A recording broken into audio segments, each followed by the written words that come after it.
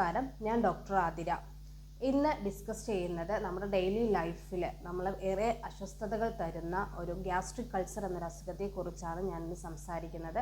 അത് എങ്ങനെ gastric ulcer തിരിച്ചറിയാം, ഗ്യാസ്ട്രിക് അൾസർ തിരിച്ചറിഞ്ഞാൽ പെട്ടെന്ന് അത് ശരിയാക്കാൻ വേണ്ടി എന്ത് നമുക്ക് ചെയ്യാൻ പറ്റും എന്നതിനെക്കുറിച്ചാണ് ഇന്ന് ഡിസ്കസ് ചെയ്യുന്നത്. നമുക്കറിയാം, ഗ്യാസ്ട്രിക് അൾസർ എന്ന് പറഞ്ഞാൽ നമ്മുടെ ഗ്യാസ്ട്രിക് അൾസർ നമ്മുടെ ആമാശയത്തിൻ്റെ ഒരു ഏറ്റവും അടിത്തട്ടിലുള്ള ലെയറാണ് മ്യൂക്കോസ ലെയർ എന്ന് പറയുന്നത്.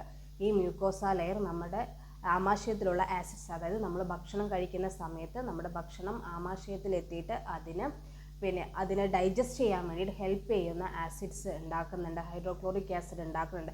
ഈ ഹൈഡ്രോക്ലോറിക് ആസിഡിൻ്റെ അതായത് അതിനെ നോർമലൈസ് ചെയ്ത് നിർത്താൻ വേണ്ടിയിട്ട് നമ്മുടെ ആമാശയത്തിൻ്റെ ഏറ്റവും അടിത്തട്ടിലെ ലെയറായ മ്യൂക്കോസ ലെയർ 2 പദാർത്ഥങ്ങൾ ഉൽപ്പാദിപ്പിക്കുന്നുണ്ട്. ഈ പദാർത്ഥങ്ങൾ കുറയുകയോ അല്ലെങ്കിൽ ആസിഡിൻ്റെ ഉൽപ്പാദനം കൂടുകയോ ചെയ്യുന്ന സമയത്താണ് പൊതുവെ നമ്മുടെ ആമാശയത്തിൻ്റെ അടിത്തട്ടിൽ വിള്ളൽ അല്ലെങ്കിൽ മുറിവ് ഉണ്ടാകുന്നത്. ഇതാണ് ശരിക്കും പറഞ്ഞാൽ ഗ്യാസ്ട്രിക് അൾസർ എന്ന് പറയുന്നത്. 2 തരത്തിലുള്ള അൾസർ ഉണ്ട്. സ്റ്റൊമക് അൾസറും ഉണ്ട്, ഡിയോഡിനൽ അൾസറും ഉണ്ട്. അപ്പോൾ ഈ അൾസർ ഇങ്ങനെ വരുന്ന സമയത്ത് എങ്ങനെ നമുക്കത് പെട്ടെന്ന് തിരിച്ചറിയാമെന്ന് നോക്കാം. ഇപ്പോൾ നമുക്ക് അൾസർ ഉണ്ട് എന്നുണ്ടെങ്കിൽ ഫസ്റ്റ് നമുക്ക് ഉണ്ടാവുക അതൊരു പെയിൻ ഉണ്ടാവും. പെയിൻ ഉണ്ടാവുന്ന സമയത്ത് അത് ചിലപ്പോൾ കുറച്ച് നേരത്തേക്കേ ഉണ്ടാവും, ഇല്ലെങ്കിൽ മണിക്കൂറുകളും ഉണ്ടാവാം. അത് നൈറ്റ് ആയിരിക്കും മിക്കപ്പോഴും ഉണ്ടാവാറുള്ളത്.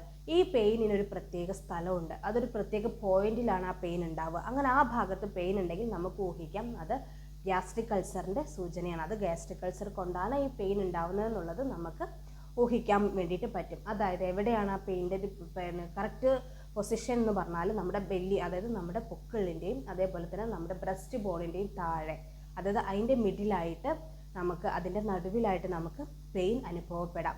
അങ്ങനെ അനുഭവപ്പെടുന്നുണ്ടെങ്കിൽ നമുക്ക് ഊഹിക്കാം അത് ഗ്യാസ്ട്രിക് അൾസർ കൊണ്ടുണ്ടാവുന്ന പെയിനാണ്. അതിൻ്റെ കൂടെ തന്നെ നമുക്ക് ദഹനക്കേട് തോന്നാം, പുളിച്ചു തേട്ടൽ വരും, വയറ് വീർക്കുന്നത് പോലെ തോന്നാം, നെഞ്ചരിച്ചിലുണ്ടാവാം, ഓക്കാനം വരുന്നത് പോലെ ഉണ്ടാവും, ഭക്ഷണം കഴിക്കുന്ന സമയത്ത് വയറിന് വേദന അനുഭവപ്പെടാം, ഇങ്ങനെയുള്ള അതായത് വിശപ്പില്ലായ്മ വരാം, നമ്മൾ മെലിയുന്നത് പോലെ തോന്നാം. അങ്ങനെ ഇതിൻ്റെ കൂടെ ഏതെങ്കിലുമൊക്കെ ഈ ലക്ഷണങ്ങൾ കൂടെ ഉണ്ടെങ്കിൽ നമുക്ക് ഏറെക്കുറെ അനുമാനിക്കാം അത് ഗ്യാസ്ട്രിക് അൾസർ കൊണ്ടാണ് എന്നുള്ളത്.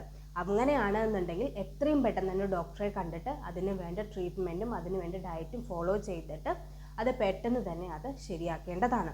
അതേപോലെ തന്നെ ഈ ഗ്യാസ്ട്രിക് അൾസർ വന്നാൽ നമുക്ക് രാവിലെ വെറും വയറ്റിൽ നമുക്ക് നല്ല തൈര് കഴിച്ചാൽ ഈ പുണ്ണിനൊക്കെ, അതായത് നമ്മുടെ ആമാശയത്തിൽ ഉണ്ടാകുന്ന ഈ പുണ്ണ് പെട്ടെന്ന് തന്നെ മാറാൻ വേണ്ടിയിട്ട് ഹെൽപ്പ് ചെയ്യും. കാരണം നമുക്കറിയാം ഈ തൈരിലൊക്കെ ഒരുപാട് ബാക്ടീരിയകളുണ്ട്. ഈ ബാക്ടീരിയകൾ നമ്മുടെ ഈ അൾസർ, ഈ പുണ്ണിനെയൊക്കെ സുഖപ്പെടുത്താൻ വേണ്ടിയിട്ട് ഹെൽപ്പ് ചെയ്യും. അത് രാവിലെ കഴിക്കും.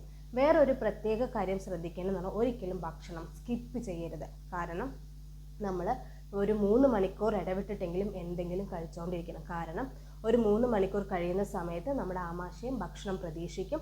അതായത് ഭക്ഷണത്തെ ഡൈജസ്റ്റ് ചെയ്യാൻ വേണ്ടിയിട്ട് ആസിഡ് ഉൽപ്പാദിപ്പിക്കുന്നുണ്ടാവും. ഈ ആസിഡ് ഉൽപ്പാദിപ്പിച്ച സമയം നമ്മൾ ഭക്ഷണം കഴിക്കാതെ ഒരു 3 മണിക്കൂറോ അല്ലെങ്കിൽ ഒരു 4 മണിക്കൂറൊക്കെ ഭക്ഷണം കഴിക്കാതെ കണ്ടിന്യൂസ് ആയിട്ട് ഇരിക്കുകയാണെന്നുണ്ടെങ്കിൽ ഈ ഭക്ഷണം പ്രതീക്ഷിച്ച് ഈ ആസിഡ് ആമാശയം ഹൈഡ്രോക്ലോറിക് ആസിഡ് ഉണ്ടാക്കി വെച്ചിട്ടുണ്ടാവും.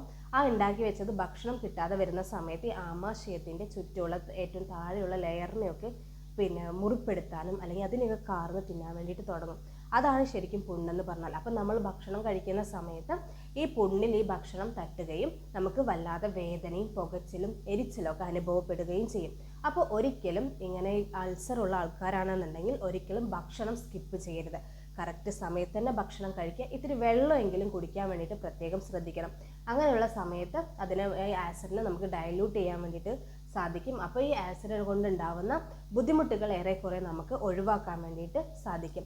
അപ്പോൾ ഇങ്ങനെ എന്തെങ്കിലും ബുദ്ധിമുട്ടുകൾ ഉണ്ടെന്നുണ്ടെങ്കിൽ എത്രയും പെട്ടെന്ന് ഡോക്ടറെ കണ്ടിട്ട് അതിന് വേണ്ടിയിട്ടുള്ള ട്രീറ്റ്മെൻറ്റ് എടുക്കുക. അതേപോലെ തന്നെ എരിവുള്ളത് അങ്ങനെയുള്ള കൂടുതൽ സ്പൈസി ആയിട്ടുള്ള ഭക്ഷണങ്ങളൊന്നും കൂടുതൽ കഴിക്കാതിരിക്കുക. അതേപോലെ ജങ്ക് ഫുഡ് ഇതൊക്കെ ഈ സമയത്തൊക്കെ ഒഴിവാക്കുന്നത് എപ്പോഴും നല്ലതാണ്. അപ്പോൾ ഇങ്ങനെയൊക്കെ ശ്രദ്ധിച്ചാൽ നമുക്ക് ഈ ഗ്യാസ്ട്രിക് അൾസർ, അല്ലെങ്കിൽ നമുക്കറിയാം നമുക്കൊരു ദിവസത്തെ നമ്മുടെ വയറിന് എന്തെങ്കിലും ഒരു ബുദ്ധിമുട്ടുണ്ടെങ്കിൽ ആ ദിവസം തന്നെ പോയി എന്ന് കരുതുന്ന ആൾക്കാരാണ് അല്ലേ. അപ്പോൾ അങ്ങനെ ഉണ്ടെങ്കിൽ അതേപോലെ നമ്മുടെ ഭക്ഷണം പെട്ടെന്ന് ഡൈജസ്റ്റ് ആകുന്ന ഭക്ഷണങ്ങൾ കഴിക്കാൻ വേണ്ടിയിട്ട് പ്രത്യേകം ശ്രദ്ധിക്കണം. അതേപോലെ തന്നെ ശരിക്കും പറയുന്നത് നമ്മുടെ വയറ് ഓക്കെ ആണെന്നുണ്ടെങ്കിൽ നമ്മൾ രാവിലെ കിടന്ന് എണീക്കുന്ന, അതായത് രാത്രി ഉറങ്ങാൻ കിടന്ന് രാവിലെ എണീക്കുന്ന സമയത്ത് നമുക്ക് ടോയ്ലറ്റിൽ പോകാനുള്ള ടെൻഡൻസി അങ്ങനെ വന്നിട്ടുണ്ടെങ്കിൽ നമ്മുടെ വയറ് നോർമലാണ്.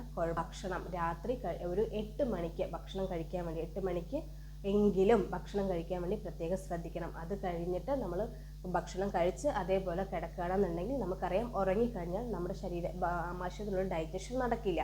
അങ്ങനെ നടക്കാതിരിക്കുന്ന സമയത്ത് നമ്മൾ അങ്ങനെയാണ് കിടന്നുറങ്ങുന്നത്. അതായത് ഡൈജസ്റ്റ് ആവാത്ത ഫുഡുമായിട്ടാണ് നമ്മൾ കിടന്നുറങ്ങുന്നത്.